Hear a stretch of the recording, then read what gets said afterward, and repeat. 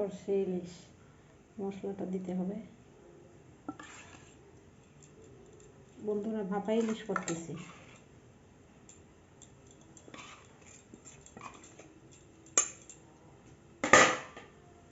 এখন দেব আদা,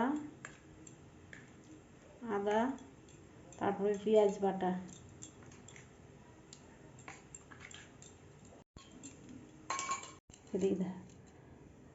এখন তেল দিয়ে এটাকে ভালো করে মেখে নিতে হবে। তেল একটু বেশি দিতে হয়। এখন ভালো করে এটাকে মেখে নিতে হবে।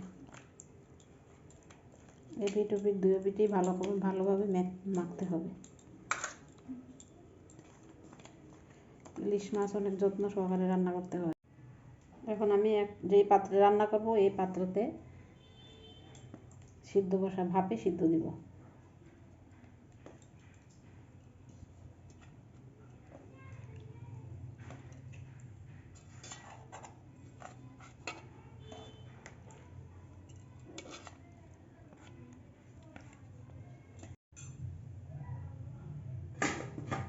কাঁচামরিচ দিয়ে দিতে হবে, কাঁচামরিচের টেস্ট বাড়ে।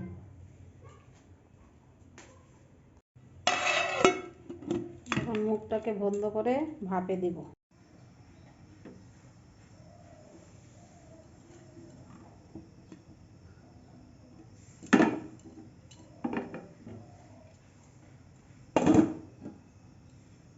20 মিনিট ভাপে রান্না করব, তাহলে হয়ে যাবে।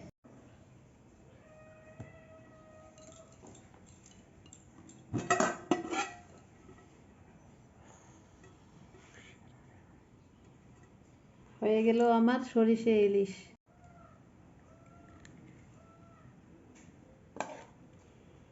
এভাবে রান্না করলে যে মজা লাগে।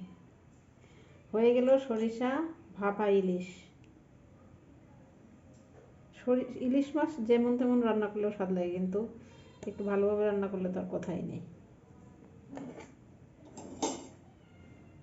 এটা গরম ভাতের সাথে খেতে অনেক মজা।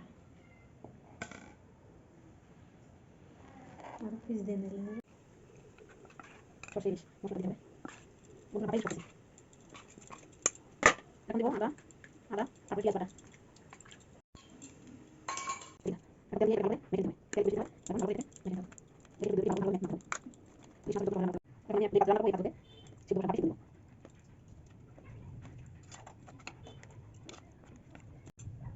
কাঁচামরিচ দিয়ে দিতে হবে, কাঁচামরিচের টেস্ট বাড়ে। বেশি ভাপে রান্না করতে হবে। হয়ে গেল আমার সরিষা ইলিশ। এভাবে রান্না করলে যে মজা লাগে। হয়ে গেল সরিষা ভাপা ইলিশ। ইলিশ মাছ যেমন রান্না করতে লাগে, কিন্তু ভালো রান্না করতে হয়।